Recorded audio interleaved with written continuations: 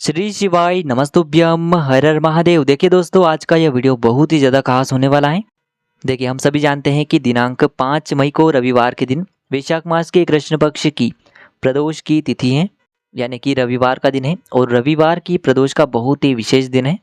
और इस दिन आपको मात्र शहद से और एक चावल के दाने से बहुत ही अचूक उपाय करना है। देखिए, आज के इस पूरे ही वीडियो में हम आपको 4 महा उपाय बताने वाले हैं, जो कि आपको इस रविवार की प्रदोष की तिथि पर ही करने हैं। चारों उपायों में से आपको जो भी उचित लगता है उसे आप कर सकते हैं।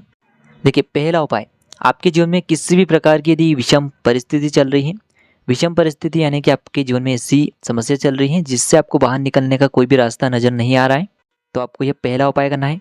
दूसरा उपाय, यदि आपको ऐसा लगता है कि आपने भोलेनाथ जी के कई उपाय कर लिए हैं लेकिन फिर भी आपको भोलेनाथ जी का आशीर्वाद प्राप्त नहीं हो पाया है, उनकी कृपा प्राप्त नहीं हो पाई है, तो आपको बहुत ही आसान सा उपाय करना है, मात्र 2 दीपक का उपाय। तीसरा जो उपाय है, आपके शरीर में किसी भी प्रकार का रोग हो, किसी भी प्रकार की बीमारी हो, उसे दूर करने के लिए है। और चौथा जो उपाय है, आपको शहद और चावल के दानों से बहुत ही अचूक उपाय करना है, जीवन में तेज की वृद्धि के लिए। तो आज के इस वीडियो में हम आपको 4 महा उपाय बताने वाले हैं। देखिए, आज के सभी उपाय पूज्य गुरुदेव की ही कथा को सुन करके और समझ करके ही आपको समझाने का पूरा प्रयास करेंगे। लेकिन उससे पहले वीडियो को लाइक करें, चैनल को सब्सक्राइब करें और कमेंट में श्री शिवाय नमस्तुभ्यम या फिर ओम नमः शिवाय जरूर लिखें। देखिए, पहला उपाय, यदि आपकी कोई भी विषम परिस्थिति है जिससे आप बाहर नहीं आ पा रहे हैं, तो आपको यह पहला उपाय करना है।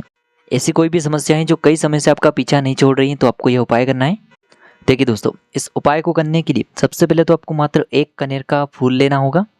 इसी के साथ में आपको एक प्यारी सी और सुंदर सी बेलपत्र लेनी होगी। और इसी के साथ में आपको मात्र एक शमी का पत्ता लेना है। और इसी के साथ में आपको एक तांबे के पात्र के अंदर शुद्ध जल लेना होगा अपने घर से। अब देखिए, मात्र ये चारों ही सामग्रियां लेकर के आपको पहुंच जाना है भगवान शिव के मंदिर में। देखिए, यह जो उपाय है आप सुबह से लेकर के शाम तक किसी भी समय कर सकते हैं, लेकिन प्रदोष की तिथि पर यदि आप ये उपाय प्रदोष काल के समय में करते हैं तो आपके लिए उपाय बहुत ही सर्वोत्तम सिद्ध होने वाला है। देखिए, प्रदोष काल का समय जो है वह सूर्यास्त से 45 मिनट पूर्व शुरू हो जाता है और सूर्यास्त के 45 मिनट बाद तक रहता है। तो आप इस समय में भी यह उपाय कर सकते हैं, साथ ही साथ सुबह से लेकर के शाम तक किसी भी समय में इस उपाय को कर सकते हैं। देखिए, मंदिर पहुंचने के बाद सबसे पहले तो आपके पास जो शमी पत्र है इसे आपको उस जल के पात्र के अंदर डालना है। फिर आपके पास जो बेलपत्र है इसे आपको उसी पात्र के अंदर डाल देना है। और अंत में जो आप एक कनेर का पुष्प लेकर के आए थे, इसे भी आपको उसी जल के पात्र के अंदर डाल देना है। अब दोस्तों, आपको ये जो जल का मिश्रण है इसे पूरा ही भगवान शिव के शिवलिंग पर अर्पित कर देना होगा। श्री शिवाय नमस्तुभ्यम इस मंत्र का जाप करते हुए आपकी जो भी विषम परिस्थिति है उसका पहले आपको स्मरण करना है कि यह मेरे जीवन की विषम परिस्थिति है, महादेव आपकी कृपा से यह दूर हो जाए, ऐसी आपको कामना करनी है। और फिर इसके बाद आपको यह जल अर्पित कर देना है श्री शिवाय नमस्तुभ्यम इस मंत्र का जाप करते हुए। देखिए, जल के पात्र के अंदर यदि कनेर का फूल रह जाता है, शमी पत्र रह जाता है या फिर बेलपत्र रह जाता है, तो इसे आपको अपने सीधे हाथ से निकाल करके शिवलिंग पर अर्पित कर देना है। आपके जीवन की जो भी समस्या होगी वह निश्चित ही समाप्त होगी।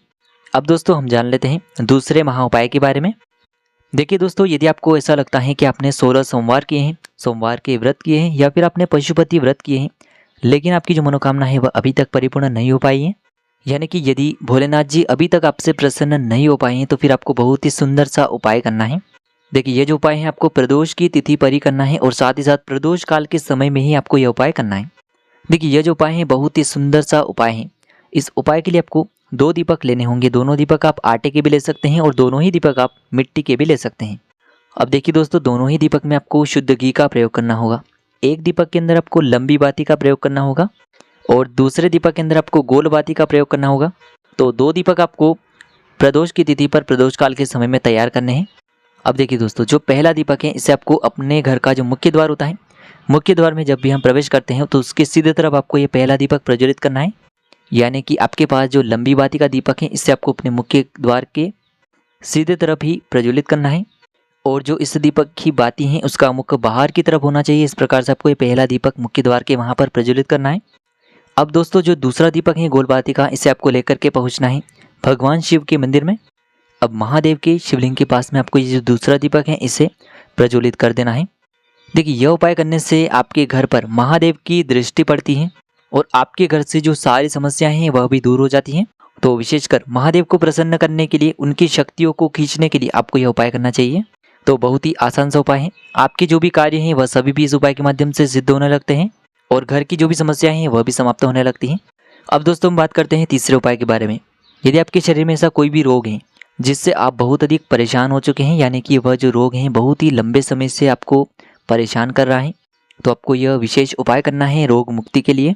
देखिए ये जो उपाय है विशेषकर आपको प्रदोष की तिथि पर ही करना है, और इस बार रविवार के दिन प्रदोष पड़ा है, जो हमें सूर्य देव की कृपा भी प्राप्त करवाता है।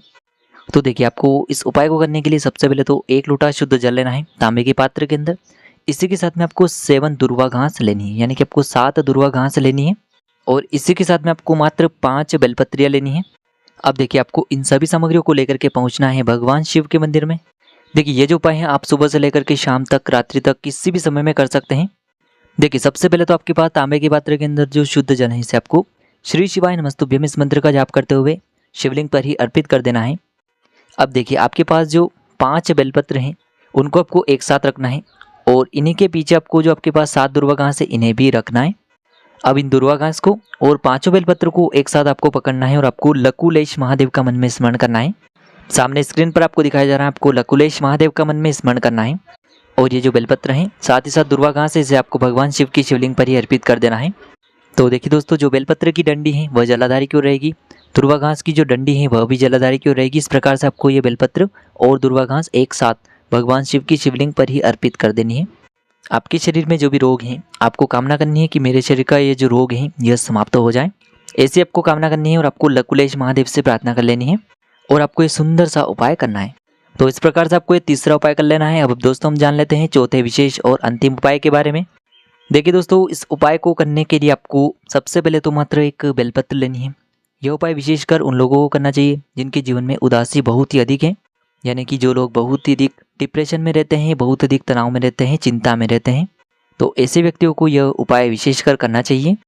देखिए इस उपाय के लिए आपको मात्र एक प्यारी सी और सुंदर सी बेलपत्र लेनी है। इसी के साथ में आपको मात्र 1 बूंद शहद लेनी है, और इसी के साथ में आपको मात्र एक तांबे के पात्र के अंदर शुद्ध जल लेना है, और इसी के साथ में आपको मात्र एक चावल यानी कि अक्षत का दाना लेना है। और इन सभी सामग्रियों को लेकर के आपको इस रवि प्रदोष पर पहुंच जाना है भगवान शिव के मंदिर में।